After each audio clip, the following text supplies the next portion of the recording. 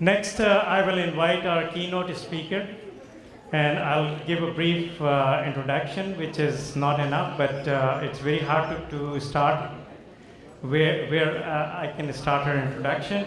She's the professor of medicine and director of MDS at Columbia University, had numerous publications. Her love for literature, Urdu literature, resulted in translation of Diwan-e-Ghalib, Dr. Azra Raza. Please come to this stage.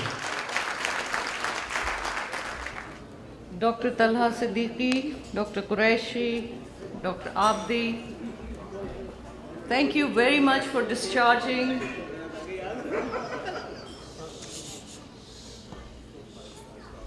a long overdue responsibility for honoring the women of Dao.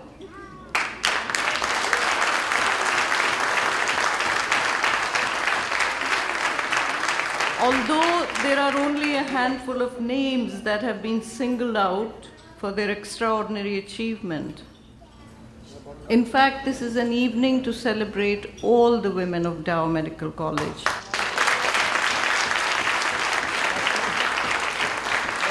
I congratulate every one of you in this room for your own contributions to medicine and to society, and for doubling your achievements vicariously through your daughters.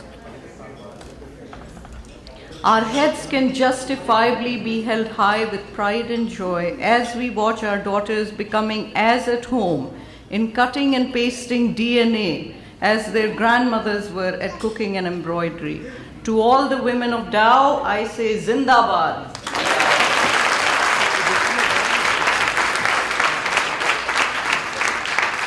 Even if we run across each other accidentally in some remote airport or a medical conference, we Daoites immediately experience a profound sense of camaraderie. Often without saying a word to each other, we feel at home because we have breathed the same air of Dao, walked through the same hallways and wards of civil hospital, had samosas and chai at the same cafeteria, were moved by the same initial stirrings of deep empathy towards the ill, the disease, the suffering that started us on a career path from which there has been no turning back. In this hall today, I feel that I'm finally amongst my own tribe with friends who will feel my words viscerally, more than even my own flesh and blood can, because we have shared a past in a place where गाए थे वफा के गीत जहां, छेड़ा था जुनू का साज जहां. And since I'm amongst you, my very own folk, my kin, my friends, my colleagues, my college mates, my countrymen and women, I feel confident that I can unburden my soul to you, and you, my fellow Daoites, will empathize with me. I'm confident you'll understand that what I am about to say to you now is not meant to be destructive. It is not meant to undermine, but to save and to strengthen ourselves.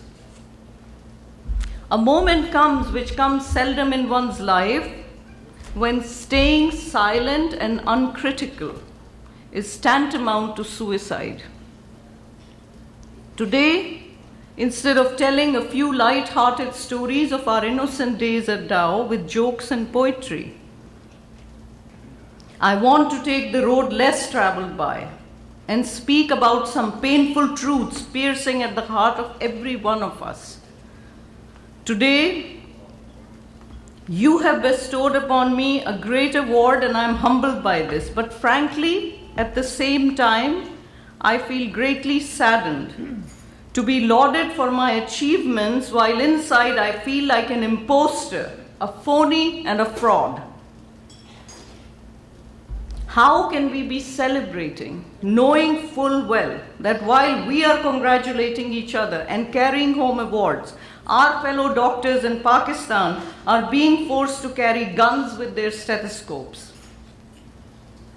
With these very achievements, if I was to be in Karachi today, I would be in danger of receiving a barrage of bullets from someone's AK-47 who could gun me down in broad daylight in a public function and walk off without being apprehended. Why? Because I'm not just a doctor, I am a Shia doctor. There, now I have said it and committed the crime of voicing the unspeakable. I know, we are not supposed to criticize anything while we are standing on foreign soil, because this will further weaken the ummah and play right into the hands of foreigners with vested interests. How long are we going to hide behind such cowardly, delusional shields?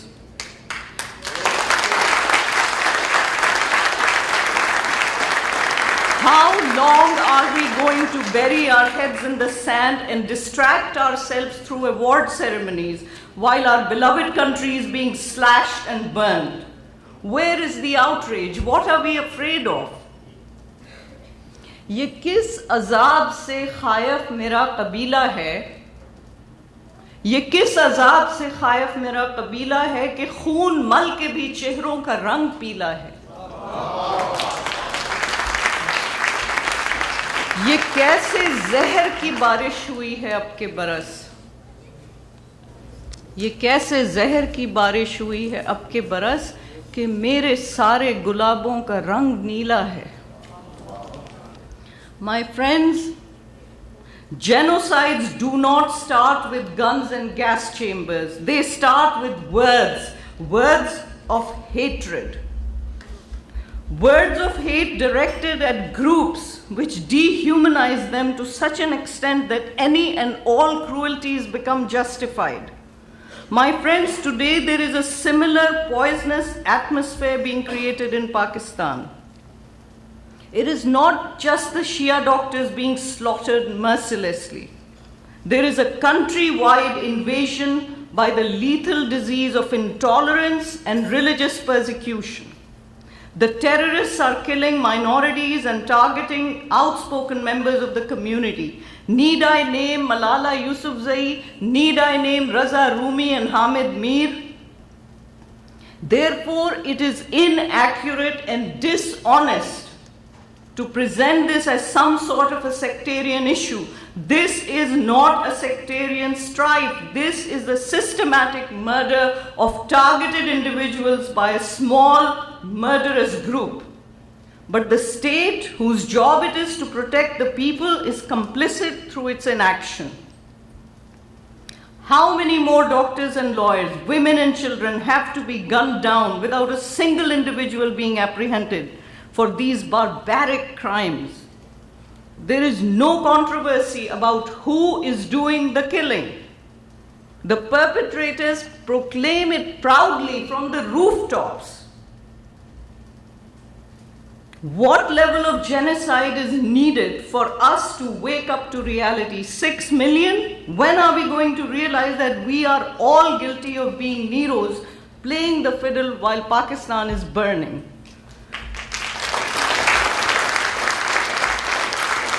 You may be wondering why I'm harping on the killing of doctors while not even mentioning the other equally brutally assaulted minorities like Hindus, Christians, Ahmadis, and thousands of moderate liberal Sunnis who have been the victim of equally deadly cruelties. You would be perfectly justified because truly it is a matter of survival for all of us. The reason I'm concentrating on doctors is because we are a doctors' association. And our fellow professionals are being singled out in front of our eyes for the final solution. Let us start by speaking out for them. Here is the writing on the wall. The minorities, the moderates, and professionals being targeted are not a small fringe community. They make up a substantial number of Pakistanis and are represented in every segment of society. Starting with the founder of the nation and the only Nobel laureate we have had, they are deeply woven into the fabric of the state. Their elimination through a final solution is simply not a realistic option because they are entirely capable of armed rebellion. Their continued persecution will eventually lead to retaliation and civil war with ensuing mayhem, the likes of which have not been seen since the partition of the subcontinent. You know why? Because जिनके जबड़ों पे अपनों का खून लग गया, जिनके जबड़ों पे अपनों का खून लग गया, जुल्म की सब हदें पाटने आएंगे. When I told my daughter Scheherazade about what I'm going to say in this ceremony, she was scared to death for my safety. She wanted to come and stand by me. I felt deeply, deeply ashamed, thinking, what kind of a reputation have we acquired that a 19-year-old offers to be a human shield for her mother in the midst of Philadelphia? I'm not saying that her fears are real. What I am pointing out to you is the fact that the lunatic fringe of Pakistan that is shamelessly killing without being held accountable has soiled the reputation of all of us. Can you imagine being ashamed of claiming that you are a Muslim in America? No, we do it proudly, every day, as we should. But my daughter is scared that amongst my very own people, I can be hurt or blacklisted for speaking out against the killing of innocent doctors and against the persecution of religious minorities. All of you attend mushairas. You love listening to incredibly beautiful, romantic, inspiring verses. What do you think Mustafa Zaidi meant when he said the following? मैं किसके हाथों पे अपना लहू तलाश करूं? मैं किसके हाथों पे अपना लहू तलाश करूं? तमाम शहर ने पहने हुए हैं दस्ताने. Please, I beg you, let us take off these gloves. It is all of us, the successful doctors who represent the top 1% of the intelligentsia of Pakistan, who have a duty to speak out in favor of free speech and tolerance, in favor of providing the best education for our girls, in favor of ensuring equal opportunities to the boys and girls of every background. We are living in America. Let us take a page from their history. It is the black police officers who stand on the streets to protect the rights of Ku Klux Klan members to hold their rallies, where they burn the effigies of black figures and take oaths to wipe out the Negro from their pure white land. This is how freedom of speech is protected. This is how it is defended by an enlightened society.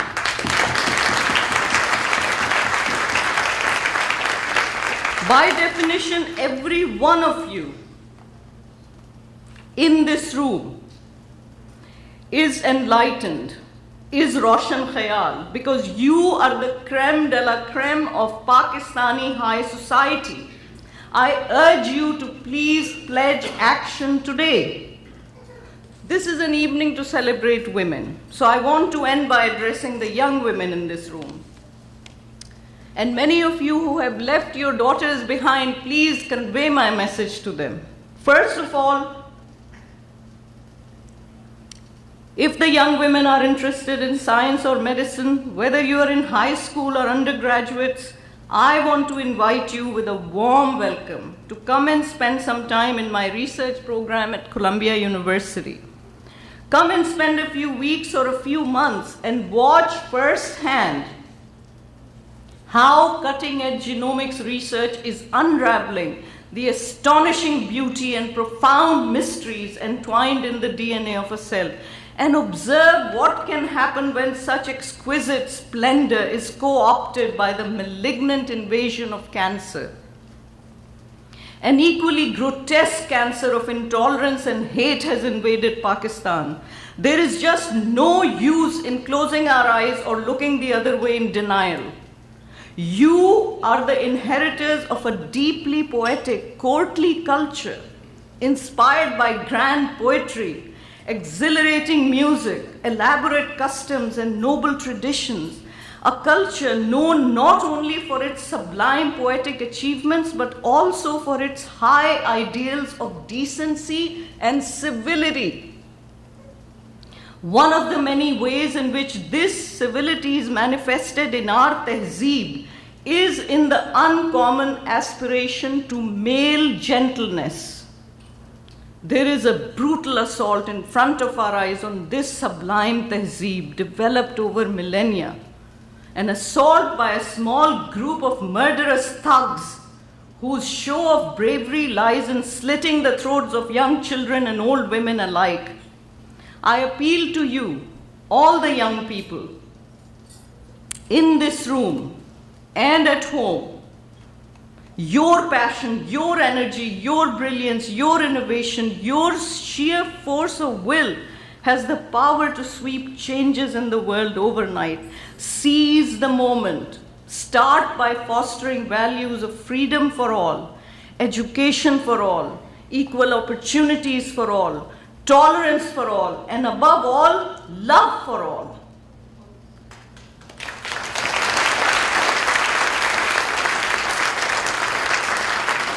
I want to finish with the most powerful words of my dear friend, Fahmida Riaz. लहरों की तरह उभरे हो तुम इस सिंध के गहरे सागर से, लहरों की तरह उभरे हो तुम इस सिंध के गहरे सागर से, और गूंज उठा है अर्श बरी पुरजोश धमकते नारों से। इनकार फरोजा है जिसमें ताउम्र तड़पते रहने का, there is a rejection, no more. इनकार फरोजा है जिसमें ताउम्र तड़पते रहने का, अफलास घुटन और रंजो सितम खामोशी से सब सहने का। कुछ लोग तुम्हें समझाएंगे, वो तुमको खौफ दिलाएंगे। कुछ लोग तुम्हें समझाएंगे, वो तुमको खौफ दिलाएंगे। जो है वो भी खो सकता है, इस राह में रहजन है इतने, कुछ और यहाँ हो सकता है। कुछ लोग तुम्हें समझाएंगे, वो तुमको खौफ दिलाएंगे। जो है वो भी खो सकता है, इस राह में रहजन है इतने, कुछ और यहाँ हो सकता है। कुछ और तो अक्सर होता है, कुछ और तो अक्सर होता है, पर तुम जिस लम्हे में जिंदा हो, ये लम्हा तुमसे जिंदा है। कुछ और तो अक्सर होता है, पर